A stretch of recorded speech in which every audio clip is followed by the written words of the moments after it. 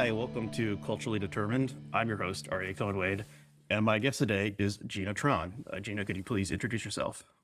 Thank you so much for having me. My name is Gina Tron. I'm a writer and author. I write mostly memoir, and I've also written a lot of journalism and true crime. And my current book, Suspect, is a mix of both. It's memoir and it's also a little bit of journalism. Well, thank you for coming on, and a link to the book will be in the show notes.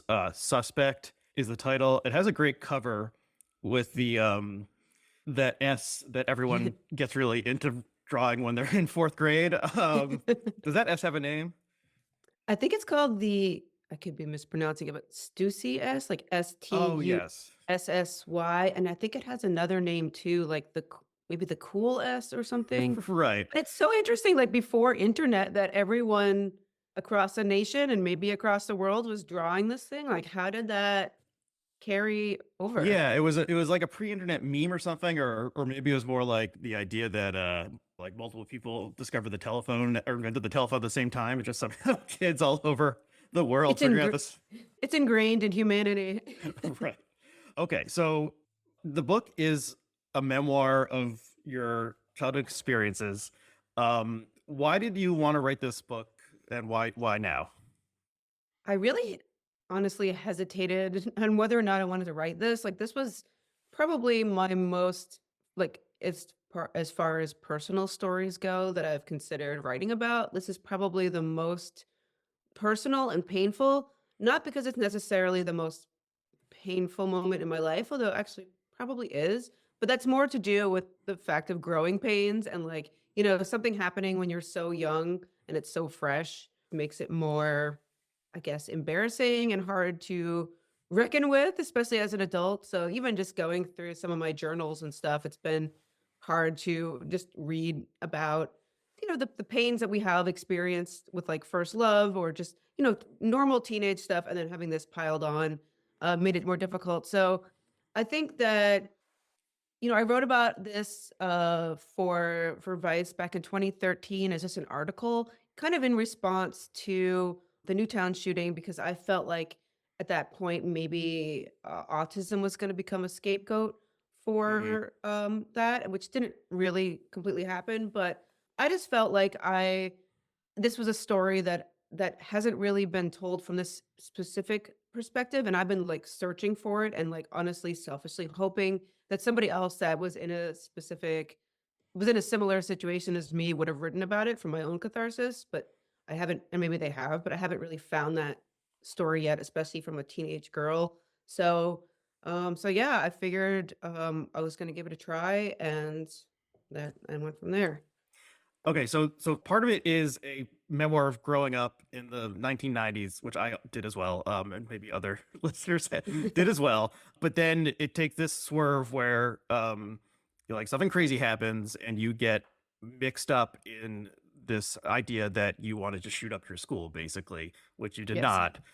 It's like a prank gone wrong, or oh, well, how would you how would you describe what happened? So I guess it would be a blend of 2 things. The more innocent thing was that growing up, I was, like just another creative weirdo writing, and I wrote this short story about a middle school dance at my town's Elks Club, and it was kind of like a horror story, but very, very juvenile and innocent in terms of like, it wasn't like a revenge, me shooting up the dance. It was more like different characters killing other characters. And I was one of them, but like the weapons were like disco ball or like one person like clogged the drains with like toilet paper or paper towels.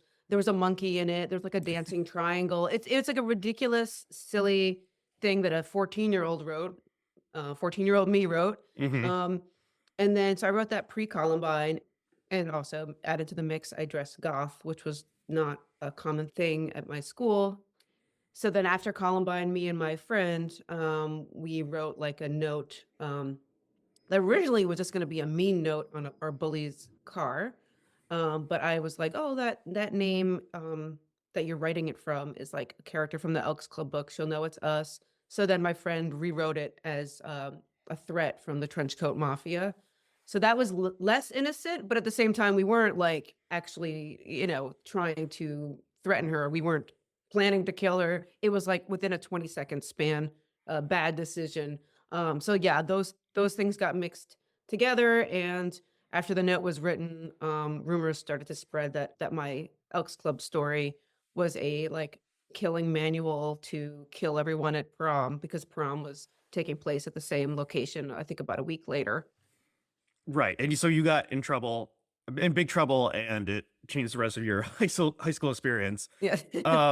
Okay, so I guess so the first part of the memoir is about you moving to this small town in Vermont, from Long Island, and feeling very much like an outsider. And you have one friend who's maybe today maybe would be called a friend of me or something, or Yeah. you had a complicated relationship with this girl. And so yeah, it brought me back to the 90s in a lot of ways, and just the sort of, I don't know. Well, I don't like interact with a lot of teenagers now, but it seems like maybe a lot of stuff happens online now instead of real life. But there was a shocking amount of like cruelty and bullying, when I guess adults didn't take bullying that seriously back then. And maybe Columbine, or like sort of the misunderstanding of what actually happened at Columbine, in some way started to change that Mhm. national conversation or whatever about bullying. So well, can you talk about that, moving to this town, but also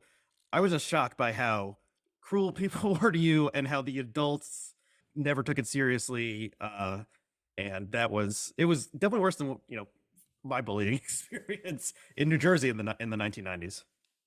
Yeah. Well, the 90s, I think, I'd like to think that bullying is I think it is taken a lot more seriously now. Definitely. And I'd like to think that it's better now, but I think it probably just takes different forms. Mhm. But yeah, I do think that the Columbine changed that perception and maybe made people maybe out of fear try to take it more seriously. But yeah, so I moved to this town called Barry, Vermont, which I actually live in now. Um, Oh wow, with okay. I actually moved back. My husband and I, who is also in the book, as you know, we actually bought a house in the same town, in part because it's more affordable.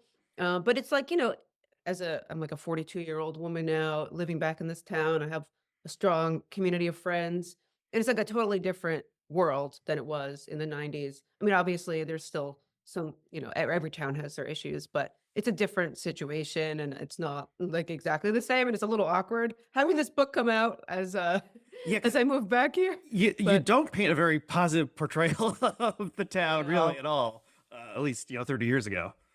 Right. Yeah. And I struggled with that, especially, I wrote this before I knew I was moving back. I actually wrote this like I finished writing this manuscript about 10 years ago. Mhm. And I was like, should I polish it and make it a little bit nicer?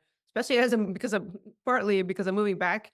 But I was like, I want to stay true to my teenage perception of the town and be honest. But I also, it's like my goal is not to like talk crap about the town. I do think that this could happen, and it was happening across the country. So I think this is a small town situation. I think Barrie, the town I live in, does have its own unique issues, but I think it's not so different from a lot of towns across the country. I think this can and did happen, especially in the 90s in a lot of towns. And I think, yeah, especially the newspaper articles that I was collecting back then. Um, showed that this was happening across the country. So Barrie was, it wasn't like it was just this one town that did this. But yeah, I moved here from Long Island, and so unique to Barrie and Vermont in general, but especially more working class towns as Barrie, there is a suspicion and dislike of outsiders, especially people from New York and New Jersey, like Flatlanders. And some of that, especially as I've gotten older, I can understand and empathize with some of that because, especially when trying to like buy a house with my husband, it's hard when you're like local and people from out of state that have more money come in and like, outbid you and stuff like that. So I can understand, I do understand some of the dislike of people from out of town or out of state um coming in and changing things, and there's a fear of change. Mhm. So yeah, so I think my family represented that, and I don't think it helped that my my mom was very outspoken Long Islander coming in and kind of telling people like this education system is not that great and people do not want to hear that. So I think I unfairly got some of the brunt of that from others in town. And as a 9-year old, 9, 10, um, I didn't really have any opinion on that, and I was just trying to fit in. But, yeah, so I made friends with, somebody who, and I think a lot of especially women, our age can identify, and that's some of the feedback I've gotten is that they see themselves in me and my relationship with this best friend or frenemy, because I think a lot of teenage girls have that, and especially back then before it was really talked about, before Mean Girls, before a lot of more research was done about this, like, bullying, female on female bullying is really a lot more subtle, especially, and it's a lot more difficult for teachers and administration to pick up on. And I think that, to give some credit to my school for not really handling things as well as they could have, it was probably very difficult for them to pick up on some of this very passive aggressive, under the radar, I guess, emotional abuse that was going on, not just with me, but with probably with a lot of females in my class. Mhm. Yeah, that's interesting, and I think female friendship is probably underexplored in fiction and nonfiction in general. So to jump ahead a little bit, now that you're back in this town that at least 30 years ago had a very strong suspicion of outsiders, and not even just outsiders, like your friend brags about being like a seventh generation Vermonter, Yep. so it's like even so someone's grandkids would maybe not be welcomed as a local or something if they haven't been there since the 18th century or whatever. But what is it like now that you're not a total outsider since you grew up there, but you're not seventh generation. I mean, I definitely feel I don't feel like that much of an outsider anymore, that's for sure. I mean, I think definitely it's hard to say. I think, I'm not like a weak teenager anymore, and I'm not as, I think it's I feel comfortable, I feel welcome.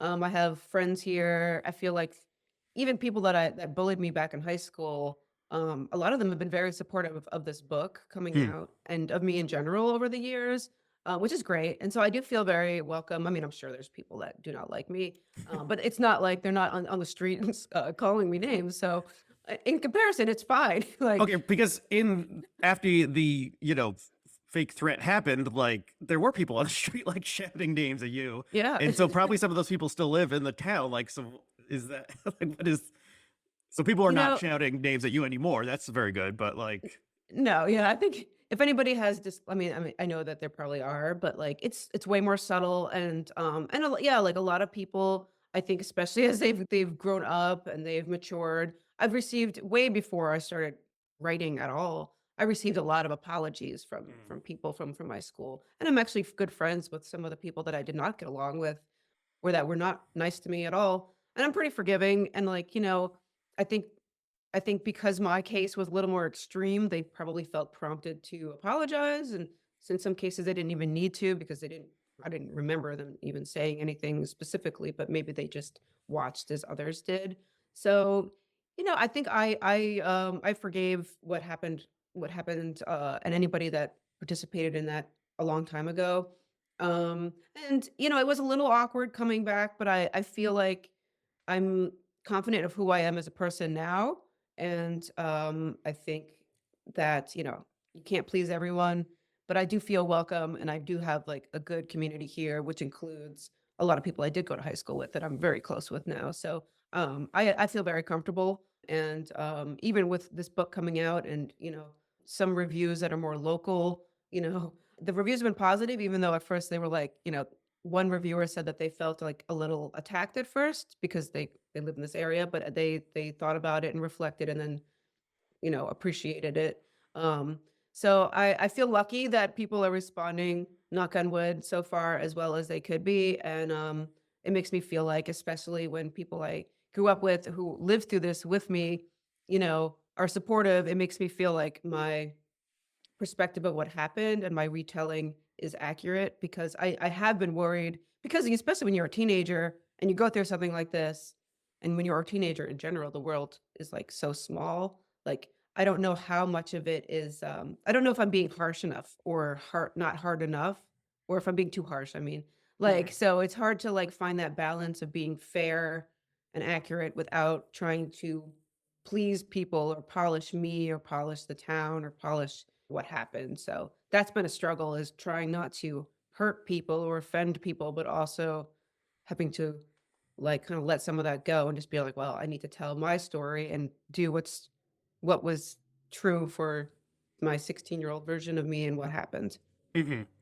Okay, so part of your stories you mentioned is that you were like the goth kid or one of the few goth kids, and then after the Columbine attack, for people who were maybe too young to remember, that like Marilyn Manson was identified as one of the possible like underlying causes of the shooting, and which I think had no actual like connection or just that he was popular at the time. And what like when you were a kid, what attracted you to that style or lifestyle or subculture? And do you uh do you identify with it at all today? Um, but it's funny, yeah, because the killers at Columbine didn't even listen to Marilyn Manson. So it's funny that he got wrapped into it. And yeah, I think I was drawn to Marilyn Manson and then other just industrial and metal. Just even before I even started dressing goth, I just honestly, back then, before pre-internet, I would just go into the record store or CD store and, like, look through things, and whatever looked appealing to me, I would just pick up and hope that it was good or that I liked some of the songs on it. But the lyrics of early Marilyn Manson music really was smart and witty, and it was a lot of commentary on American culture and subculture, and was really smart, and so I really liked that, and, I really honestly back then didn't, I found, like, a lot of his theatrics to be really shocking, but I mean, not me personally, but I could see why people would be shocked by it, Hmm. um, but I found, like, the lyrics to be really smart, and, I mean, lo and behold, he actually is a bad person, we find out later, but, some of the other people in the band that founded it with him really, really, added their intelligence to the lyrics and stuff, and, I still like a lot of the, like, earlier Marilyn Manson stuff, and I stand by that as good commentary on 90s, America. If like, what is the name of the album? A Portrait of an American Family, I think. That one, it's worth listening to. It's, very 90s and, you know, some of it might be a little, like, not as sophisticated as it could be now, but it was a different time, and thought it still made some good points. And what was it about like the fashion, or because a lot you talk a lot in the book about what you were wearing and how your fashion changed and how you had like a outsider fashion sense when you arrived at this town that marked you as an outsider in a different way. Um, how do you think about that stuff, or and like just the fashion aspect of the goth subculture or lifestyle? I guess it's something I just gravitated towards. This, I just honestly, like, genuinely just liked how it looked, and, I got to a point in my growing up in school where I was like, I don't think I'm gonna fit in anyway, so why don't I just wear what I want and what I like? But, yeah, I guess I just thought it looked badass. I liked like dog collars and black and the, like, makeup. Like, I mean, I still wear my makeup similarly to back then. Like, I just feel like I look naked without it, and it just makes me feel more comfortable and confident and just feels like me, I guess.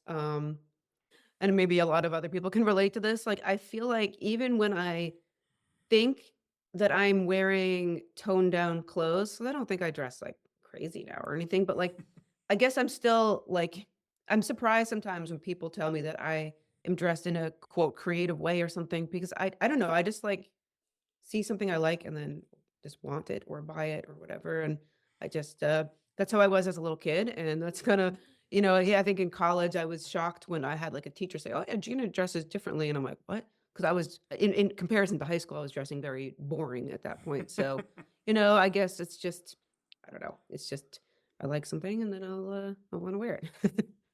Okay, so the Columbine shooting happened. Was it 95 or 96 when it happened? 99.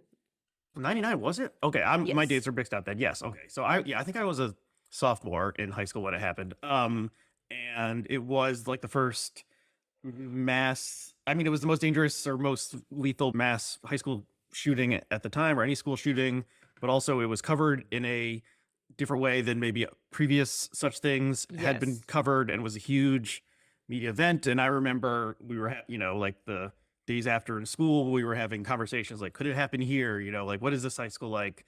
And then, yeah, so then the media narrative was that these kids were part of the trench coat mafia, which I don't think they actually were. That was like a different group in the school, but that they were bullied, and this is like their, they lashed out in reaction to bullying. What do you remember from like that immediate that immediate time? Yeah, that was the news coverage is wild. I think that was the first time it was the first time in my life that I felt passionate about, like, truly personally connected and passionate to something that was going on in the news. And it's the first time that I saw flaws in news coverage because I was more aware or more of an expert of something that the news was talking about than them. And it was like shocking to me. It was like, it really shook me up. So yeah, the killers, they were loosely associated with the trench coat mafia. I think they were friendly with them or maybe in it a little bit, but not like core members. And almost immediately, like the narrative was that they were members of the trench coat mafia group, um, which was a goth gang. Was like I think that was even just the day of the shooting. That's what like the media was saying, and I was like, what the hell is going on? Like, what are they talking about? And this the way that the media was describing goth subculture and goth kids was just so fear-mongery and just shocking to me and incorrect, and just things that I was listening to, I was like, "What are they even talking about? Is this even real?" Then they would show pictures of the killers, I'm like, "These pretty goth kids. These look Hmm. like very normal, looking." And, yeah, just the narrative that they were bullied, and I'm not was really played up, and I bet that I think that they were bullied, but I don't think that's the reason why they did it, and I don't think that one singular issue that it can be blamed for something as complicated and complex as a school shooting. But I don't think that yeah, I don't think that's what caused it. But just the narrative that they were bullied and that this is revenge on being bullied, like it's a part of me wanted that to be true. And I thought maybe it was true. And that's why I had sympathy for them at the time, not for what they did, but for what I thought they had gone through, Hmm. and I think that's what attracted a lot of people to that because it was so heavily covered in the news cycle, and, this was it looked like kinda like revenge, an underdog story in a way, but that's not the case, and, yeah, I just remember sitting there watching watching newscasters blame video games and, Marilyn Manson for this, like, really complicated thing, and I remember being like, yeah, just 16 years old, being like, "How is this 40-year-old man on TV stupid enough to blame like, a video game for something this complex?" I'm like, yeah, it was wild to me, and then just seeing the hysteria that happened across the country as a result, and I'm not saying even the media is specifically to blame, I don't think it was intentional, but I think it just the weight of something that happened, the weight of something so horrible happening like that, plus the heavy media coverage, plus blaming simplistic things and, like, people just looking for I mean, it's just so crazy to me that something so rare happened at that moment that people were just looking to stop to prevent the next one, even though it's not there wasn't enough data to prevent something like that yet.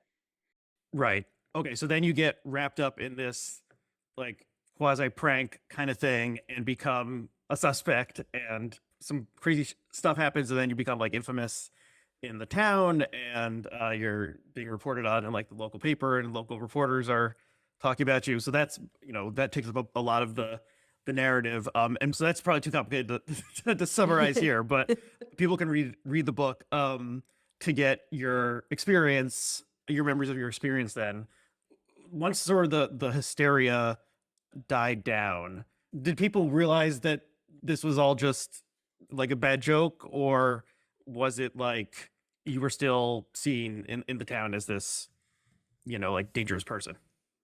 At first so in the immediate in the immediate, like, aftermath of it, I remember just thinking, I'm like, "I'm just gonna hold my head up high."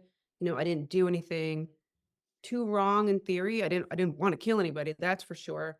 So I'm just gonna, you know, not respond, not react to people saying things. I'm just gonna hold my head up high and just, people will eventually realize that I'm not a bad person, that I'm not a murderer, and they'll change their perception of me. But that didn't really happen. I mean, a lot of the hysteria died down and it wasn't as chaotic, me walking around the halls of the school. Because at first it was like, I couldn't even it was like the parting of the Red Seas. It was psychotic and, Mhm. like, very, very, very, dramatic, but after a couple weeks of that, I mean, the first week was insane, but it calmed down over the first of or after a few weeks, but the reputation didn't go away, and, people would still yell stuff in the hall, by my senior year, it was calmer, but people, were either not friendly or they would make comments or, as I mentioned in the book, like, I would get blacklisted from classes from teachers or, there was attempts to try to ban me from dances and things, and I just was not definitely not fitting in, and I think that that reputation was cemented. I don't know if people necessarily thought that I was going to do that or if I, was just agreed with it or something. But even for the years after high school, it took a long time for me to shake off that reputation. I had like a boyfriend in college who, went to college with we weren't at the same college, so he went to college with some people I went to high school with, and they told him I was a bomb threat girl, and I think it was 2013, which is 13 years after high school. I hung out with some people that were from my town in Brooklyn, and they told me that when they told others they were hanging out with me, they said, "Oh, that's the school shooter girl." Um, so that was the year, and then later that year, I wrote the Vice piece, and I think that's the piece that kinda I don't wanna say shut people up, but, like, I'm like, "Okay, I'll just this lays it all out." There's really not more that people can say. I'm like, "Okay, yeah, here are the things that I did do, that I did admit to." It's not like me trying to hide my past anymore. It's very easy to find, and you can find an embarrassing amount of what I thought and felt, and some of the most cringy things that a lot of people would like to not admit, I decided to keep in because I felt like, if I just painted myself as, like, a complete victim that never thought anything negative, that would be unfair. But I do think that, yeah, I think that it took a long time for me to shake that reputation, and I think that being more outspoken about it actually really helped a lot. Like, just laying it all out there. With my intention of doing that was not to change my reputation. I didn't think that was possible, but it seemed to have helped with that, honestly. And, there's not really anything more people can say because I talk about it very openly. So, yeah. Yeah, it's brutally honest about yourself, and you do not, this is not like painting yourself as the perfect person, and all teenagers are little shits in some way, but Right. you're writing about things that talking about how you felt powerful because everyone was reacting to something you had done, even though you knew it was bad, and stuff like that. So I think it's a very honest portrayal of what Well, happened. thank you. And yeah, it brought me back to the 90s, which was a special time, I guess, in a lot of ways. Okay, I think we're coming to the end of our time. So the book is Suspect. A link will be in the show notes. Is there anything else you want to add before we wrap up, or where can people follow you or find more about your what you're up to now? You can check out my website, ginatron.net. And, yeah, take take a gander at my site. And you can follow me on Twitter. Well, actually, let's not do Twitter. What's the better one? Blue Sky.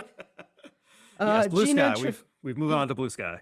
Ginatron dot the BSKY dot social. I feel like such a senior right now, a senior millennial. But yeah, I'm on Blue Sky. I'm on all the things. I'm very easy to find online. So yeah, I really appreciate you bringing me on your show and um, talking about talking about '90s stuff, and which seems like kind of like a more innocent time in some ways. Even with the hysteria, I feel nostalgic for that. It's like more innocent. Yeah, I mean, the fact that the internet was like barely existed in our lives is maybe a big part of it. But yeah, I think just the casual cruelty of that era you illustrate quite well in the way people are treating you. Okay, and so people can so I'm off Twitter, or X as it's called, as well, but people can follow me on Good choice. Blue Sky, which is ARYH dot whatever whatever. Okay, well, thank you, Gina. Thanks to all the listeners out there, and we'll see you again next time.